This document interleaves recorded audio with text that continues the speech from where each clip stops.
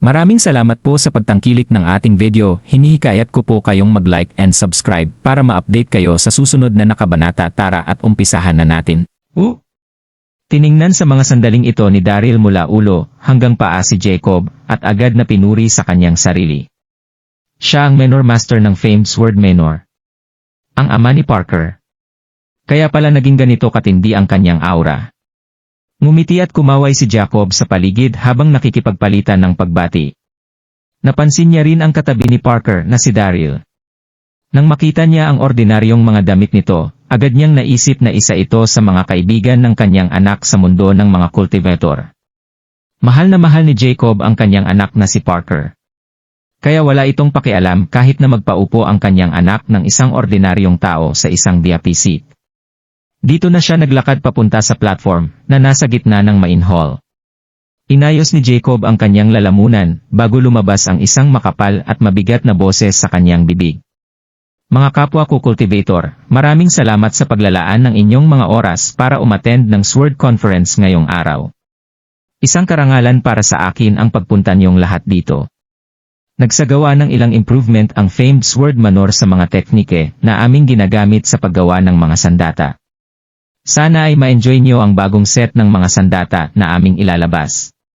Dito na ikinaway ni Jacob ang kanyang mga kamay at isang disipulo ang naglakad papasok sa hall habang hawak-hawak ang isang mahabang saber na kanyang inilagay sa exhibition platform. Wow! Napatitig ang lahat sa sandatang ito. Hindi nila maitago ang pagkagulat sa kanilang mga mukha. Isa ng blue category ang unang sandata na kanilang nilabas. Ito nga talaga ang famed Sword Menor. Naalala ko na isang yellow category na sandata lang ang una nilang nilabas sa ginanap na Sword Conference noong nakaraang taon. Mukhang nag-improve na nga ng husto ang mga ginagamit na teknike ng famed Sword Menor sa paggawa ng mga sandata. Malakas na nagingay ang marami sa mga bisita nang ma-appreciate nila ang sandata na yon. Nahahati ang mga sandata ng 9 na kontinente sa 7 mga kategorya: red, orange, yellow, green, blue, indigo at violet. Red ang pinakamababa sa kategorya habang violet naman ang pinakamataas. Nasa blue category na ang unang sandata na nilabas ng famed Sword Menor. Ginulat nito ang karamihan sa mga bisitang nakaupo sa paligid. Sa kasamaang palad, nasa yellow category lang ang mga sandatang ginagamit ng karamihan sa mga cultivator, kaya masyado nang naging pambihira ang mga sandata na nasa blue category. Kasalukuyan ding tinitingnan ni Daryl ang mahabang saber, habang pinupuri ito sa kanyang sarili.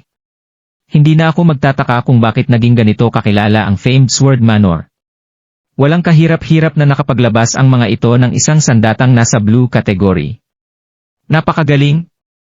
Pero wala lang para sa mga mata ni Daryl ang isang blue category na saber. Kaya hindi nagtagal ay agad ding kumalma ang kanyang sarili. Kaibigan! Tumayo si Lucas, ngumiti kay Daryl at sinabing, ito ang unang beses mong magpunta sa Sword Conference. Halika rito, sabihin mo sa akin, ano sa tingin mo ang unang sandata na ito? Ngumiti ang bibig ni Lucas habang puno ng pagkatuso ang kanyang mga mata. Isa siyang hindi kilalang tao sa mundo ng mga cultivator, kaya wala siyang karapatan na umattend sa Sword Conference. Ang lakas ng loob niyang i-take advantage si Parker para makaupo sa VIP area. Kinakailangan ko siyang ipahiya, anuman ang mangyari. Sush! Dito na napatingin ang lahat kay Daryl. Nainis ang mga bisita nang makita nila ang pagupo ni Daryl sa VIP section. Gusto nilang makita na mapahiya si Daryl nang ma-realize nila ang pagpapahirap na ginagawa ni Lucas sa kanya. Buwisit! Simangot nang nagmumura sa kanyang sarili na si Daryl. Wala na yata sa sarili niya ang mangmang na ito. Ni hindi nang akita kilala, pero nagawa mo pa rin akong paginteresan. Tumingin si Daryl sa mahabang saber na nasa exhibition platform, at sinabing, matalas ang dulo ng blue category long saber na ito na naglabas ng isang nakakatakot at nanlalamig na aura. Hindi katakatakang nagmula ang sandatang ito sa famed Sword Menor. Hindi na ito masama. Ayaw niya sanang kalabanin si Lucas. Pero nirerespeto niya pa rin si Parker, kaya hindi niya nagawang pansinin ang isang ito. Nagsabi rin siya ng totoo, hindi na nga masama ang blue category na sandatang ito. Nagmula siyempre ito sa pananaw ng isang ordinaryong cultivator. Hindi talaga naiisip ni Daryl na espesyal ang sandatang ito. Sa bagay, kasalukuyan niyang ginagamit ang Heavenly Halberd. Hinding-hindi siya magagawang tapatan ng isang cultivator na gumagamit ng isang blue category na sandata. Ngumisi naman ang nakatingin kay Daryl na si Lucas. Hindi na niya naitago pa ang pagkainis sa kanyang mga mata. Siyempre naman, hindi na masama ang mahabang saber na ito. Common sense na lang ang bagay na yan. Ang bawat isang sandata na ginagawa ng famed Sword Manor ay maituturing na isang obra maestra. Kaya sigurado ako na hindi pa nakakakita nito ang isang kagaya mo, tama? Dito nang umiti ng mataas si Lucas habang sinasabi na, nagsisimula pa lang ako, marami pang mga sandata na kabilang sa mas mataas na kategory ang ilalabas ng famed Sword Manor mamaya. Huwag na huwag kang kukurap kung ayaw mong mapanganga. Tawa nito. Bang! Dito na sumabog sa tawanan ang mga tao sa paligid. Sa kasamaang palad, maraming tao ang sumunod sa panglalait na ginagawa ni Lucas kay Daryl. Oo nga, hindi pa nakikita ng lalaking ito ang mundo. Nagawa na niyang magulat ng husto sa isang blue category na sandatang kagaya nito. Mukhang marami pa talaga itong hindi nakikita sa mundo. Ang blue category saber na ito ay ang pinakamababang uri ng sandata na ilalabas ng famed Sword Manor sa ginaganap na Sword Conference ngayong taon. Walang duda dahil isa lang naman itong probinsyano. Paano nagawang makipagkaibigan ni Parker sa ganitong klase ng tao? Walang tigil na nadyeksyo ang panglalait ng mga tao sa paligid. Simangot ni Daryl. Buwisit. Masyadong interesante ang mga taong ito. Sinabi ko na nga na isa itong magandang sandata, kaya bakit hindi pa rin sila tumitigil sa panlalait? Agad na binago ni Daryl ang kanyang iniisip nang ma-realize niya ang pagpapahirap na ginagawa sa kanya ni Lucas. Ang anumang sagot na kanyang babanggitin ay agad nitong gagamitin para maliitin at laitin siya. Kaya ngumiti na lang si Daryl at hindi na nagsabi ng kahit na ano. Hindi na niya muling pinansin ang pinsan ni Parker na si Lucas. Noong hindi sumagot si Daryl, naisip ni Lucas na isang duwag si Daryl. Mas tumaas pa ang ngiti nito habang nagiging proud sa kanyang sarili. Hindi na napigilan pa ni Parker ang kanyang sarili. Kumunot ang kanyang mga noo habang sinasabi na, "Tapos ka na ba, Lucas?" Sinabi na ng kaibigan kong hindi na masama ang saber na ito pero nagawa mo pa rin siyang pagtawanan. Ano ba ang gusto mo? Hindi kailanman nagustuhan ni Parker si Lucas, kaya hindi niya ito tinawag na pinsan kahit na isang beses sa kanyang buhay. Nagsasalita lang naman ako, paano mo naman nasabing pinagtatawanan ko siya? Bulong ng umuupong si Lucas. Dito na nilabas ang isang bagong sandata para i-exhibit. Nakilala ang famed Sword Manor nang dahil sa mga sandata nito, nagpatuloy sila sa pag-exhibit ng mga sandata na metikulosong ginawa ng famed Sword Manor. Hindi rin bababa sa blue category ang mga sandatang ito, at may mangilan-ngilan din na nakapasok sa indigo category. Napuno ng ingay at papuri ang buong main hall sa bawat sandaling maglalabas ang famed Sword Manor ng isang panibagong sandata. Maraming mga bisita ang napatayo habang nanlalaki ang kanilang mga mata nang dahil sa mga sandata na kanilang nakikita. Naiinggit ang mga ito sa kanilang sarili, nangarap ang mga ito na magkaroon ng ganitong klase ng sandata para sa kanilang mga sarili. Pero walang naging pakialam si Daryl sa mga sandatang ito.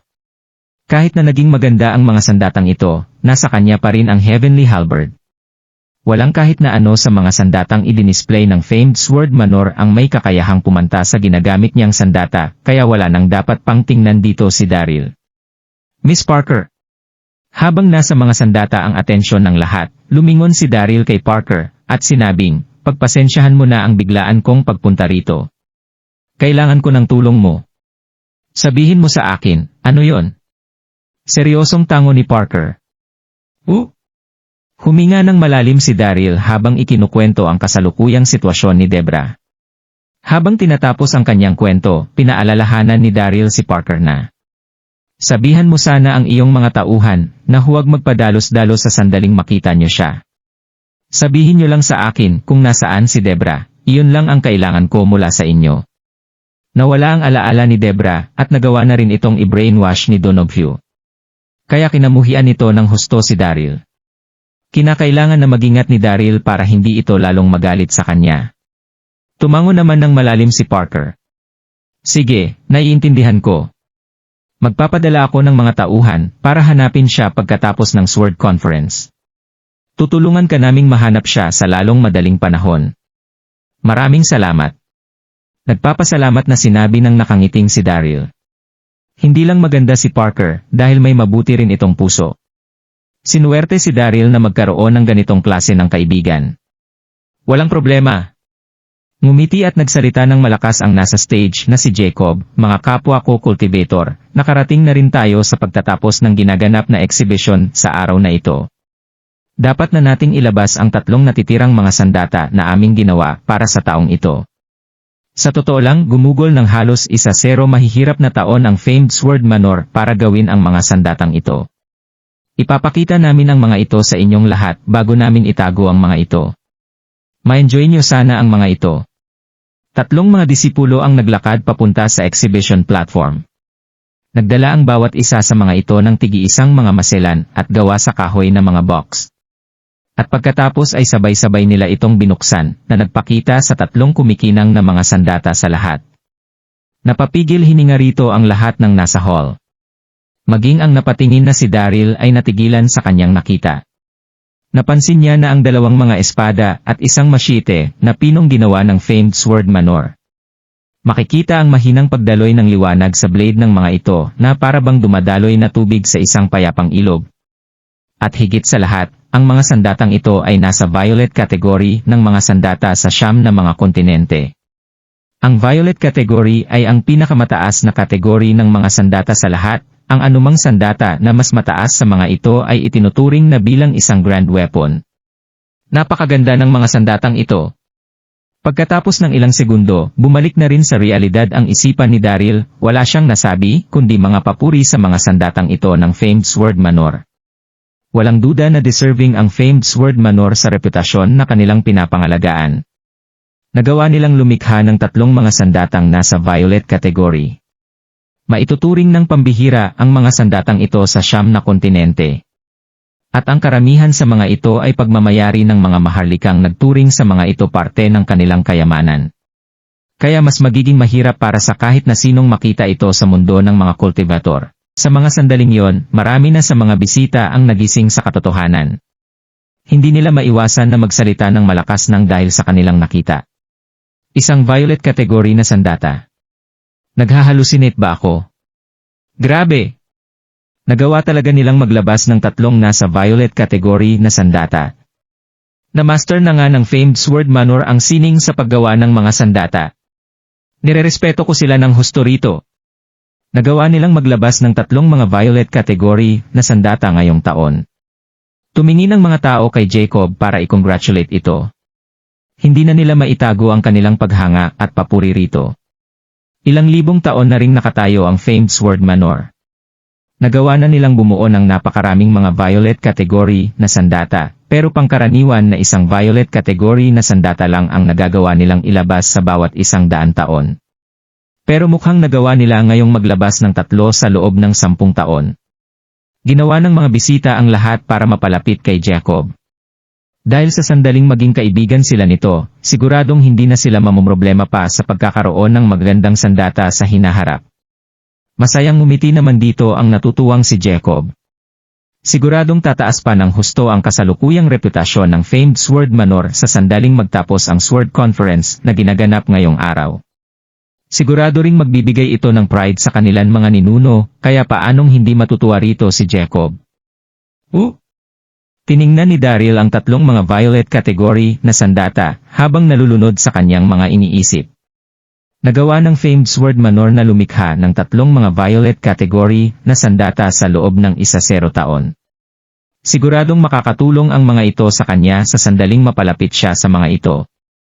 Ginamit ni Daryl ang pangalan ni Ghost Valley Sage para gulatin at patrasin si Yang Jian noong makipaglaban ito sa South Cloud World.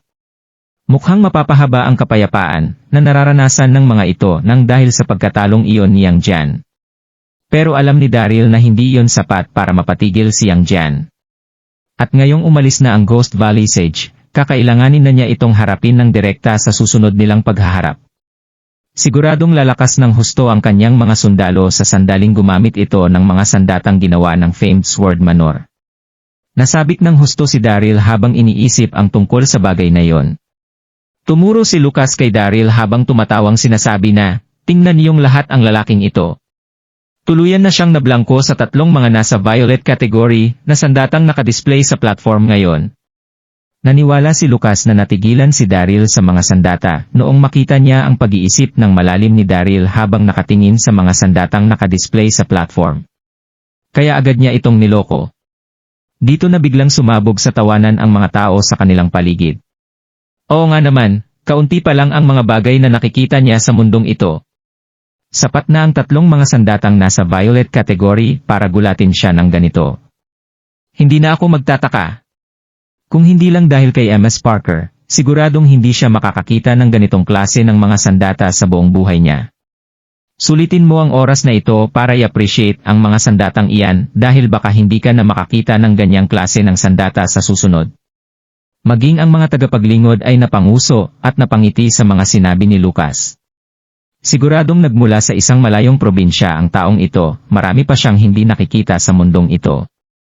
Kaya paano siya nagawang gulatin ng tatlong mga violet category na sandata rito? Napaka-interesante. Walang tigil na najekto ang panloloko at pangaasar sa paligid. Napasimangot dito si Daryl, hindi na niya mapigilan pa ang kanyang sarili. Buwisit! Isang mangmang si Lucas. Sinubukang pigilan ni Daryl ang kanyang sarili pero nagawa pa rin siyang i-take advantage ni Lucas. Ikaw. Napapadyak na lang sa sobrang galit si Parker, habang nanginginig ang kanyang katawan, napuno rin ng galit ang maganda niyang mukha. Mukhang masyado nang naboboring ang mga taong ito. Sinadya nilang maliitin si Daryl para mapataas ang kanilang mga sarili. Kung alam lang nila na si Daryl Darby, ang kilalang Secmaster ng Elysium Gate ang kasama ko, hindi siguro nila magagawang pagtawanan ito. Bang! Nang biglang mawasak ng isang napakalakas na puwersa ang main entrance papasok sa manor. Isang disipulo ang nagpapanik na pumasok habang sinasabi na, may mga nakapasok po sa ating manor, Master. Nasugatan din nila ang ilan sa ating mga disipulo. Ano? Dito na nagbago ang itsura ni Jacob, nagulat at nagalit siya sa kanyang narinig. Sino ang naglakas loob na pumasok sa famed Sword Manor? Halina't tingnan natin. Nagdilim ang itsura ni Jacob habang mabilis na naglakad palabas ng hall.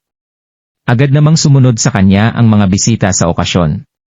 Sumimangot si Daryl at agad na sumunod sa mga ito. Nang makarating sila sa main entrance, agad nilang na-realize ang pagpaligid ng higit sa 1-0, 000 mga sundalo sa buong manor. Nakasuot ang mga ito ng kulay itim habang hawak-hawak ang isang mahabang saber sa kanilang mga kamay. Naglabas din ang mga ito ng isang malakas at nakakatakot na aura. Pinamunuan ng mga ito ng isang gwapong lalaki na nakasuot ng isang mahaba at kulay puting robe. Mayroon itong hawak na pamaypay sa kanyang kamay. Perpekto ang mukha ng lalaki na nakapagpaligante sa kanyang itsura habang malinaw na makikita ang kasamaan sa kanyang mga mata. Gasp! Napapigil hininga ang mga tao sa paligid nang maramdaman nila ang lakas ng gwapong lalaki. Isang cultivator na nasa Heaven Ascension level. Halos masuffocate ang lahat sa tindi ng aura na nilalabas nito. Maging si Jacob ay natigilan sa kanyang nakita, dito na siya mabilis na naglakad paabante at nagtanong ng, sino ka? Bakit ka pumasok nang walang paalam sa famed Sword Manor? Ngumiti pero hindi nagsalita ng kahit na ano ang lalaki. Isang lalaki na nakaitim ang naglakad paabante mula sa likuran. Tumingin ang lalaki kay Jacob at sinabing, ikaw ang master ng famed Sword Manor na si Jacob Johan, tama. Ito naman ang sect master ng Illusion Sound Sect na si Jackiel. Dito na tiningnan ng lalaki ang paligid habang nanalamig na sinasabing, gusto nang ayusin ng Illusion Sound Sect ang problema namin sa famed Sword Manor. Tumabi ang sinumang hindi kasali rito. Ang sinumang mangingialam ay dapat nang maghanda sa haharapin nilang kaparusahan. Naging malinaw at malakas ang kanyang boses, kumalat ito sa buong famed Sword Manor. Agad na nahaluan ng pagkaarogante ang tono ng kanyang pagsasalita. Ano? Natigilan ang lahat ng bisita sa kanilang narinig. Natutulala silang tumingin sa gwapong lalaki gamit ang puno ng takot nilang mga mata. Ang lalaking iyon ay ang sect master ng Illusion Sound Sect na si Jackiel. Ang Illusion Sound Sect ay ang pinakamisteryosong grupo sa buong Yellow Sea Continent. 200 taon nang nakatayo ito pero nagawa pa rin nilang lumaki at kumalat ng husto sa buong kontinente. Nagkaroon ng disipulo ang mga ito sa buong Yellow Sea Continent, kaya agad na lumakas ang mga ito. Parehong mabuti at masama ang Illusion Sound Sect. At ang sect master naman nito, na si Jackie Yale ang pinakamisteryosong tao sa buong kontinente. Walang kahit na sino ang nakakakita pa rito noon, maraming usap-usapan na isa raw itong arogante at balimbing na tao. 10 taon na ang nakalilipas mula noong maginuman ang ilang mga disipulo ng White Cloud Sect sa loob ng isang tavern, pinag-usapan at binastos ng mga ito si Jackie. Nang marinig ito ni Jackie, agad niyang winasak ang buong White Cloud Sect. 3 taon na ang nakalilipas mula noong gumawa ng isang bagong secret weapon ang Thunderbolt Hall na tinawag nilang Jack o Lightning. Itinuring ni Jackie na pambabasto sa kanyang pangalan ang pangalan ng sandatang ito kaya agad niya ring winasak ang buong Thunderbolt Hall. Ilan pang mga sekta ang winasak ni Jackie nang dahil sa ganitong uri ng mga rason. Agad na kumalat ang mga kwento nito sa mundo ng mga cultivator. Itinuring na kampo ng kasamaan ang Illusion Sound Sect ng mga cultivator sa Yellow Sea Continent. Agad na manginginig sa takot ang sinumang makakarinig sa pangalan ng mga ito. Kasalukuyang nasa Famed Sword Manor ang ubod ng samang mga miyembro ng Famed Sword Manor. Ula! Nang makabalik sa realidad ang isip ng mga bisita, agad silang tumabi para ilayo ang kanilang mga sarili sa mga miyembro ng Famed Sword Manor. Wala na silang pakialam sa naging sadya ni Jackie sa Famed Sword Manor. Siguradong mamamatay silang lahat sa sandaling mabastos nila ito ng kahit na kaunti. Walang kahit na sino sa kanila ang gustong pumasok sa ganitong klase ng gulo. Ngumisi rito si Daryl. Buwisit. Mga mapanlamang. Walang tigil nilang pinuri si Jacob kanina sa exhibition. Pero ngayong napasok ang Famed Sword Manor sa isang gulo, agad na nilayo ng mga ito ang kanilang sarili sa mga ito. Nagmukhang malakas ang mga taong ito, pero sa totoo lang, isang grupo lang sila ng mga hipokrito. Dito na napatingin ang mga mata ni Daryl kay Jackie. Ito ang sect master ng Illusion Sound Sect na si Jackiel. Ganito ba talaga siya kinatakutan ng lahat?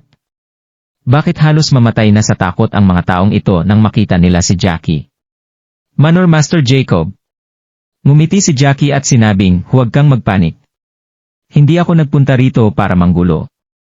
Gusto lang namin na makipagtulungan sa inyo. Isang cooperation. Kumislap ang mga mata ni Jacob habang nagtatanong ng, ano ang ibig mong sabihin? Binuksan ni Jackie ang hawak niyang pamaypay at pinaypayan ng mahina ang kanyang sarili. Naging relaxed ang kanyang postura habang sinasabi na, kilala ang Famed Sword Manor sa ginagawa nitong mga sandata. Matagal ko nang naririnig ang inyong reputasyon. Naririto ako para imbitahin ang Famed Sword Manor sa isang alyansa. At pagkatapos ay nagpatuloy si Jackie sa pagsasalita, narinig ko na nagawa raw ng Famed Sword Manor na lumikha ng 3 mga violet category na sandatang may napakataas na kalidad. Sa sandaling magkaroon tayo ng alyansa, dapat mong ibigay sa amin ang 3 mga violet category na sandatang hawak ninyo. Kinakailangan din niyong gumawa ng isang batch ng indigo category na mga sandata para sa amin taon-taon. Bilang kabayaran, susuportahan ng Illusion Sound Sect ang Famed Sword Manor. Sinisiguro ko sa iyo na hanggang humihinga ako, walang sinuman sa buong Yellow Sea Continent ang maglalakas loob na mangbuli sa Famed Sword Manor. Mukhang naging relaxed sa kanyang sinasabi si Jackie habang naglalabas ng isang napakalakas na aura. Hindi rin makukwestiyon ng kahit na sino ang tono ng ginawa niyang pagsasalita. Ano? Agad na nagalit si Jacob at ang mga disipulo ng Famed Sword Manor nang marinig nila yon. Hindi lang sila magbibigay ng 3 mga violet category na sandata, dahil kinakailangan din nilang gumawa ng isang batch ng indigo category na mga sandata para sa mga ito taon-taon. Paanong naging alyansa ang isang ito? Isa itong uri ng pagnanakaw. Master Jackie. Nagising na rin sa wakas si Jacob sa realidad. Kalmado niyang tiningnan si Jackie at sinabing, maraming salamat po sa ipinakita niyong kagandahang loob. Ilang libong taon nang nakatayo ang Famed Sword Manor. At naging mabait din kami sa mga taong kabilang sa mundo ng mga cultivator, kaya hindi kami nagkaroon ng kahit isang kaaway. Ito ang dahilan kung bakit hindi namin kakailanganin ang proteksyon o alyansa sa Illusion Sound Sect. Naging magalang ang pananalita ni Jacob habang nagpapakita ng determinasyon ang kanyang mga mata. Dugo at pawis ng famed sword manor ang paglikha sa tatlong mga violet category na sandata sa loob ng 10 taon.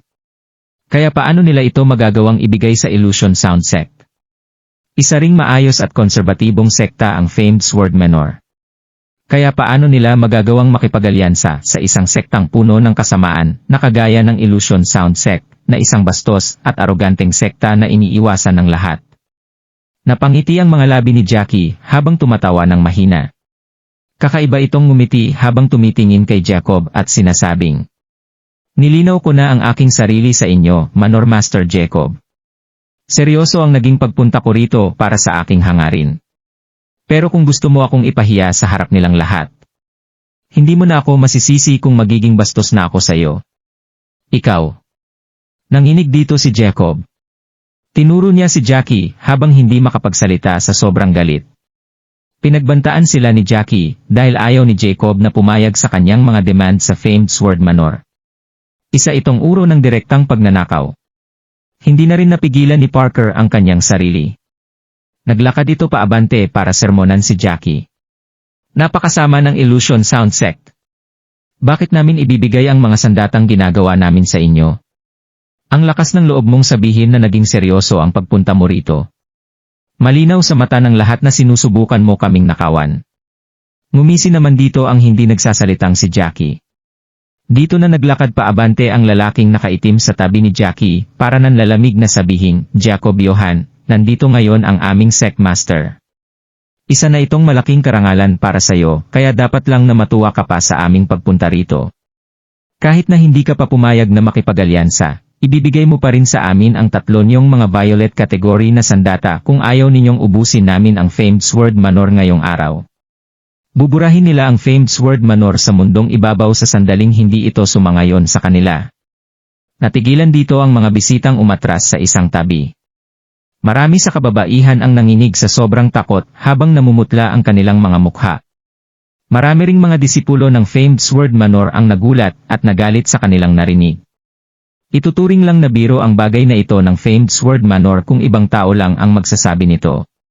Pero naiiba rito ang Illusion Sound Sect, mayroon silang sapat na lakas para isakatuparan ang kanilang mga sinasabi. Napasimangot dito si Daryl. Masyadong arogante ang Jackie Yal na ito. 100 tauhan lang ang kanyang dinala pero nagawa na niyang sabihin na wawasakin niya ang famed sword manor ngayong araw. Napakabastos! Isang gwapong imahe ang mabilis na umabante mula sa grupo ng mga bisita. Malakas itong nakipagtalo kay Jackie at sa mga tauhan nito. Nagmukhang 25 years old ang lalaking ito na nakasuot ng isang light gold na pangitaas habang hawak ang isang mahabang espada sa kanyang mga kamay. Isa siyang gwapo at mapormang lalaki na naglabas ng isang espesyal na aura. Siya ay walang iba kundi ang nakatatandang kapatid ni Parker na si Paxton Johan. Isa ng level 4 martial emperor si Paxton. Siya ang pinakamatandang young master ng famed sword manor, at isa rin siya sa pinakamalalakas na cultivator sa kanyang henerasyon. Isang binatilyong mainitin ang ulo si Paxton, kaya paano niya mapipigilan ang kanyang sarili noong manggulo sa kanilang manor ang Illusion Sound Sect? Jackie L. Tumitig si Paxton kay Jackie at sumigaw ng, "Marami ng kasamaan na ginawa ang Illusion Sect sa mundo, at ngayon ay nagawa niyong magpunta rito para manggulo sa Sword Conference. Iniisip mo na mabubulin niyo ang famed sword manor ng ganoon-ganoon na lang? Isa kang halimaw, bibigyan ko ng pabor ang sangkatauhan sa gagawin kong pagwasak sa iyo ngayong araw." Dito na lumipad sa ere si Paxton. Buzz! Isang napakalakas na aura ang lumabas sa katawan ni Paxton. Sumabog ang kumikinang na liwanag sa hawak niyang espada at lumipad papunta sa puso ni Jackie. Agad na tumigil ang pagdaloy ng hangin sa paligid, isa itong katakot-takot na tanawin para sa kahit na sino. Isang indigo kategory na sandata ang espadang hawak ni Paxton, isa ito sa pinakamagandang mga sandata na ginawa ng famed sword manor. Masyado itong matulis. Nagalala ang lahat ng tao kay Paxton. Hindi nila ito binati sa ginawa nitong pag-atake kay Jackie, at sa halip ay napailing na lang ang mga ito sa kanilang mga sarili. Masyadong naging impulsive ang young master ng famed sword manor. Kahit na mayroon siyang magandang sandata, hindi pa rin niya magagawang pantayan si Jackiel. Sa bagay, si Jackiel ay isang nakakatakot na demonyong kinatatakutan ng kahit na sinong cultivator sa Yellow Sea Continent. Huwag kang magpadala sa iyong emosyon, Paxton. Agad na nagbago maging ang mukha ni Jacob. Sinubukan niyang pigilan si Paxton, pero huli na ang lahat. Nanatili pa ring walang pakialam si Jackie, kahit na nagawa siyang atakihin ni Paxton. Buzz! Dito na lumabas ang internal energy sa katawan ni Jackie, na nakapagpatigil sa pagdaloy ng hangin sa kanyang paligid habang dahan-dahan na ikinakaway ang kanyang pamaypay na nagpakita sa isang protective shield sa kanyang harapan. Bang! Malakas na tumama sa isa't isa ang mahabang espada ni Paxton, at ang protective shield ni Jackie, pero hindi man lang nagpakita ng lamat ang shield ni Jackie, habang gumagawa naman si Paxton ng mahinang pagungol bago tumalsik patalikod. Tumalsik siya ng 100 metro, bago tumama sa isang poste. Malakas din itong bumagsak sa lupa. P50, bumagsak ng husto ang mukha ni Paxton. Dumura muna siya ng sariwang dugo bago tuluyang nawalan ng malay. Napapigil hininga rito ang mga disipulo at bisita na nakakita sa pangyayari. Isang move lang ang kailangan para mawalan ng malay si Paxton. Masyadong nakakatakot ang lakas ni Jackie. Kuya! Nanginig ang buong katawan ng napapapigil sa kanyang paghinga na si Parker. Nagdilim naman ang itsura ni Jacob habang nagsisimula ang pagliliyab ng galit sa kanyang puso. Masyadong arogante si Jackie, ang lakas ng loob nitong saktan ang kanyang anak sa harapan ng lahat. Manor Master Jacob. Nakangiting sinabi ni Jackie habang dahan-dahang nagpapaypay sa kanyang sarili.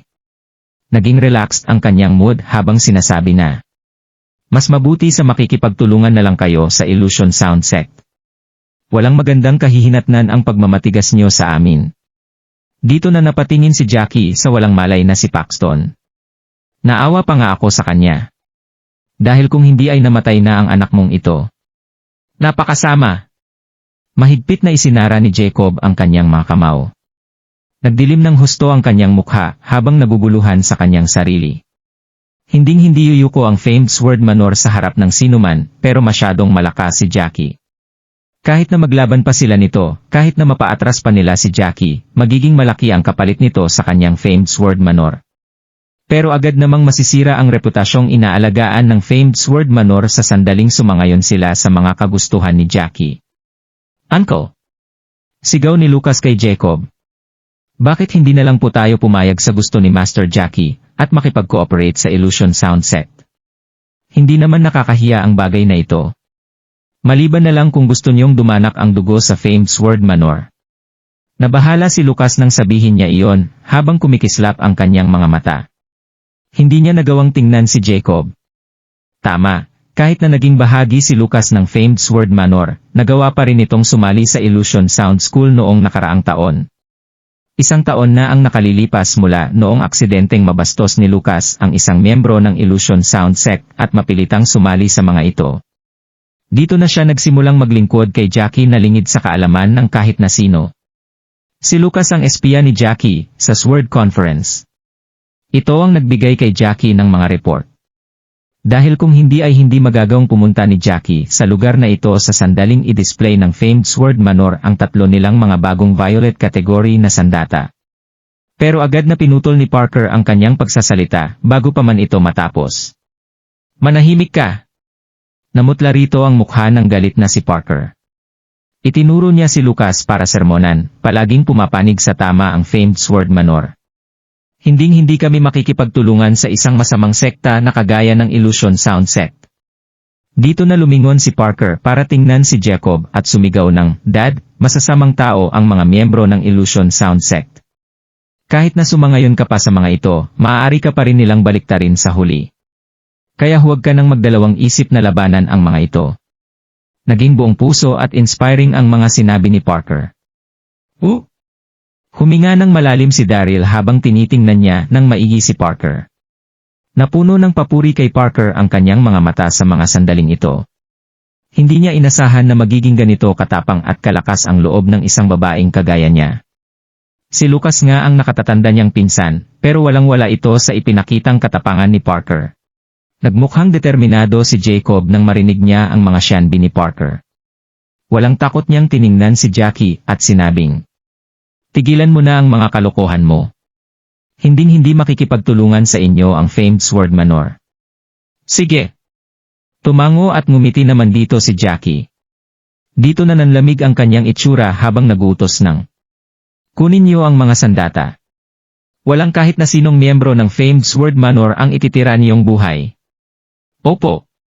Agad na sumabog ang internal energy mula sa libo-libong mga disipulo ng Illusion Sound Sect.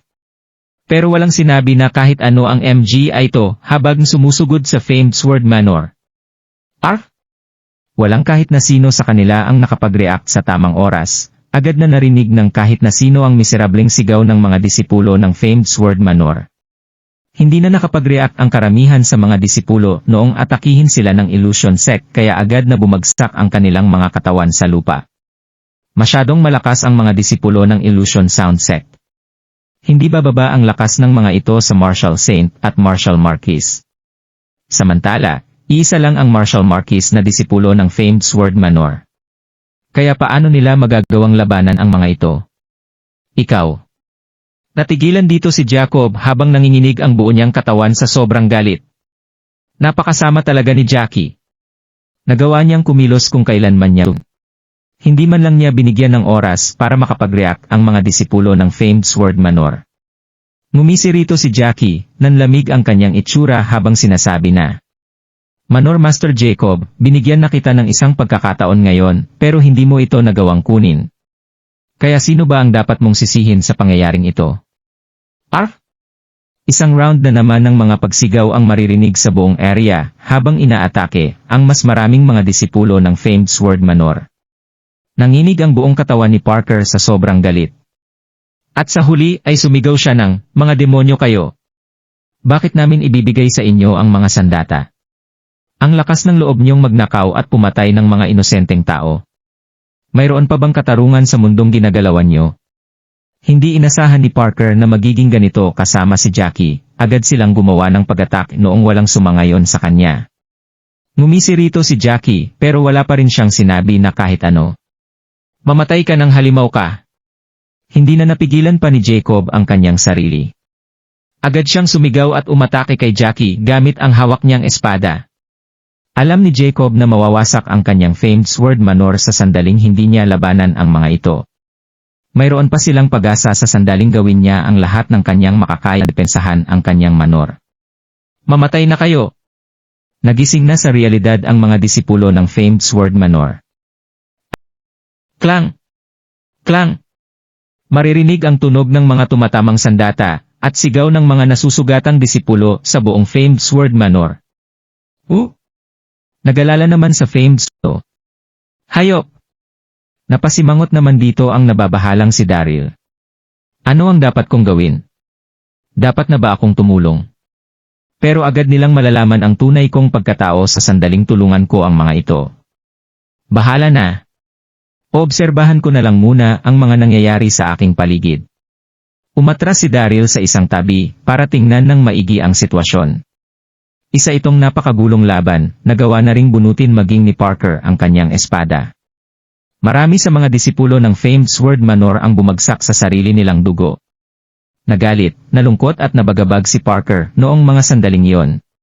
Dito na siya sumigaw sa mga bisita na, "Mga kapwa ko cultivator, nagawang manggulo ng Illusion Sound Sect sa mundo ng mga cultivator, hinihikayat ko kayo na tumulong sa paglaban namin sa mga ito." Kaunti lang ang mga tauhang dinala ni Jackie. Kaya siguradong mapapaatras nila ang Illusion Sound Sect sa sandaling tulungan sila ng mga taong bumisita sa Sword Conference. Pero nagtinginan lang ang mga bisita noong marinig nila ang paghingi sa kanila ni Parker ng tulong. At sa kasamaang palad, walang kahit na sino sa mga ito ang tumulong. Masyadong malakas ang Illusion Sound Sect. At napuno na ng desperasyon si Parker sa mga sandaling ito. "Sush!" Namula ng husto ang mga mata ni Jacob habang tumititig kay Jackie. "Jackiel, gusto mong wasakin ang aking famed Sword Manor? Alam ko sa aking sarili na hindi mo ito magagawa. Sige pa. Hindi nagpakita ng kahit na kaunting takot sa kanyang mukha si Jacob, sumigaw ito habang galit na umaatake sa mga disipulo ng Illusion Sound Sect. Dito na mas miserable ang sitwasyon ng laban. Masyadong malaki ang agwat sa lakas ng dalawang mga sekta. Pero buong puso pa ring lumaban ang mga disipulo ng famed Sword Manor, ginawa nila ang lahat para madepensahan ang kanilang kinabibilangang sekta. Nabalot ng matapang na amoy ng dugo ang hangin habang nabubuo ang isang kulay dugong hamog sa ere. Sa loob ng 1-0 minuto, halos kalahati na ng mga disipulo ng famed Sword Manor ang napatumba ng Illusion Sound Sect. Buong lakas pa ring lumaban sa paligid kaya hindi niya nagawang makalapit sa kanyang anak. Sa mga sandaling ito, sumigaw si Jackie at hinawakan ng mahigpit ang lig ni Parker. Siguradong mamamatay si Parker sa sandaling higpitan pa ni Jackie ang kanyang kamay. Mga disipulo ng famed Sword Manor, makinig kayong lahat. Ibaba ninyo ang mga hawak niyong sandata, huwag na huwag kayong susway sa akin. Dahil kundi hindi ay agad na mamamatay si Parker Johan. Malademonyong ngumiti sa mga sandaling ito si Jackie. Napuno ng agresyon ang gwapo nitong mukha. Manor Master Jacob, narinig ko na paborito raw niyo si Parker. Kaya sigurado ako na masasaktan kayo ng husto sa sandaling may mangyari na hindi maganda sa kanya ngayon. Sinisiguro ko na wala akong sasaktan na kahit na sino sa famed Sword Manor sa sandaling sumuko kayo sa amin. Masyado siyang maganda kaya nagdadalawang isip ako na patayin siya. Napuno ng panluloko ang tono ni Jackie nang sabihin niya iyon. Confident si Jackie na matatalo niya si Jacob sa sandaling maglaban silang dalawa. Pero isa itong Sectmaster, kaya hindi siya dapat gumawa ng ganitong klase ng bagay. At higit sa lahat, ayaw na niyang magsayang pa ng oras. Sush! Namula ng husto ang mga mata ni Jacob. Tumitig siya kay Jackie bago magngit-ngit sa sobrang galit. May usap-usapan na isa raw lalaking puno ng kasamaan si Jackie. Kaya siguradong gagawin nito ang lahat ng kanyang gustuhin. Hindi inasahan ni Jacob na hindi lang masama ang lalaking ito dahil maging ang mga taktika na kanyang ginagamit ay puno rin ng kasamaan. Ang lakas ng loob ang kanyang anak na si Parker, kaya agad siyang na-distract noong ma-realize niya na nasa bingit ito ng panganib. Buwisit! Tumingin si Daryl kay Jackie at bumulong sa kanyang sarili, nagawa pa niyang matuwa habang ipinagmamalaki ang ubod ng samang taktika na kanyang ginamit, masyado talagang walang awa ang Jackie na ito. Nagalala na rin si Daryl kay Parker sa mga sandaling ito. Dad! Nababahalang sumigaw si Parker nang makita niya ang pagtigil ni Jacob sa pakikipaglaban, huwag mo akong alalahanin. Hindi mo pwedeng ibigay sa kanila ang mga sandata. Hindi ka maaaring makipagtulungan sa kanila. Hustisya at tama ang pundasyon ng famed Sword Manor. Hindi natin pwedeng sirain ang ating reputasyon. Hindi ka pwedeng sumuko sa kanya. Ipaghiganti mo na lang ako sa sandaling patayin niya ako ngayon. Hindi nagpakita si Parker ng takot sa kanyang mukha. Manahimik ka! Simangot ni Jackie, agad nitong sinuntok ang muti acupoint ni Parker. Nanginig naman dito si Parker, hindian siya nakapagsalita pa. Manor Master Jacob! Sigaw ni Jackie. Gumawa ka na ng desisyon, nauubos na ang pasensya ko. Wala na akong oras para makipaglokohan sa'yo. Crack! Crack! Crack! Mahigpit na sumara ang mga kamao ni Jacob hanggang sa mabiyak ang kanyang mga buto. Napuno ng walang katapusang galit at pagdadalawang isip ang kanyang mga mata. Tama nga ang kanyang anak, hindi nila maaaring bahiran ng putik ang reputasyon ng famed Sword Manor. Pero ayaw niya ring makita ang pagkamatay ng kanyang anak. Uncle! Muli namang sumigaw ang nanonood mula sa malayong si Lucas. Marami na pong namatay sa paligid ng famed Sword Manor. Hindi na natin kaya pang lumaban. Nangako na sa atin si Master Jackie, kaya bakit ka pa rin nagdadalawang isip? Gusto mo bang makita ang pagkamatay ng anak mo? Napuno ng pagkabahala at pag-asa ang mga mata ni Lucas. Miyembro si Lucas ng Illusion Sound Sect kaya wala na siyang pakialam sa famed Sword Manor. Pero naiba rito si Parker. Matagal na niya itong gusto. Kaya paano niya ito magagawang panoorin ang pagkamatay nito? Huminga ng malalim si Jacob, tatanggapin na sana niya ang mga demand ni Jackie. Oo, susuko na si Jacob, dahil hindi na niya, kaya pang manood sa sandaling may mangyari na hindi maganda sa kanyang anak. Sandali. Pero bago pa man buksan ni Jacob ang kanyang bibig, may isang tao na sumigaw mula sa kinaroroonan ng mga bisita. Dito na naglakad paabante si Daryl. Masyado nang malakas si Jacob, kaya mas pinili ni Daryl na huwag nang mangialam sa mga ito. Pero naging madumi ang pakikipaglarong ginawa ni Jackie, ginamit nito si Parker para pasukuin si Jacob. Hindi na niya ito matiis pa. Kaibigan niya si Parker, kaya kinakailangan niya itong iligtas sa panganib. Sush! Agad na napatingin ang lahat kay Daryl, na susurpresa nila itong tinitigan. Maging ang mga bisita ay nagulat dito pero naiinis pa rin nilang tiningnan si Daryl. Ano ang ginagawa ng taong ito? Gusto na ba niyang mamatay? Napasimangot maging ang mga disipulo ng Illusion Sound Sect habang nakatingin kay Daryl. Nakasuot lang ng pangkaraniwang damit ang lalaking iyon. Mukha lang siyang ordinaryong tao sa mundo ng mga cultivator, pero hindi pa rin ito nagawang umiwas sa away ng dalawang sekta, nagawa pa nitong lumapit sa kanila. Gusto na ba niyang mamatay? Hindi pinansin ni Daryl ang mga tao sa kanyang paligid habang nakatingin ang mga ito sa kanya. Tumingin ito kay Jackie at sinabing, "Ikaw ang sect master ng Illusion Sound na si Jackie Altama. Isa kang pinuno ng sekta at isa ring maimpluwensyang tao, pero nagawa mo pa ring gumamit ng maduduming taktika. Nagawa mong magbanta sa pamamagitan ng pangho-hostage sa kanyang anak.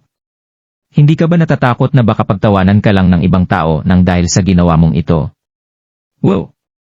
Agad na umingay ang mga tao sa paligid, mapabisita man o mga disipulo ng Illusion Sect ay nag-isip na baka mali ang kanilang pagkakadinig sa mga sinabi ni Daryl. Ang lakas ng loob ni Daryl na sermonan si Jackie sa harapan ng lahat. Sino ang nagbigay sa kanya ng lakas ng loob para gawin yon? Sush! Nanlamig dito ang itsura ni Jackie. Tumitig siya kay Daryl at nanarmon. Sino ka ba talaga sa tingin mo? Dahil kilala mo na kung sino ako, ang lakas ng loob mong pagsalitaan ako ng ganyan ah. Gusto mo na bang mamatay? Siya ang sect master ng Illusion Sect kaya agad siyang iniiwasan ng kahit na sino sa Yellow Sea Continent na parang isang lalaking may sakit. Pero nagawa pa rin ng lalaking ito na pagsalitaan siya ng ganoon, mukhang gusto na nitong mamatay. Hindi man lang nagpanik si Daryl nang maramdaman niya ang galit ni Jackie. Ngumiti siya kay Jackie at sinabing, "Maaari ngang walang nakakakilala sa akin. Pero hindi ko matiis na panoorin ang paresolba ng Illusion Sound Sect sa mga bagay-bagay."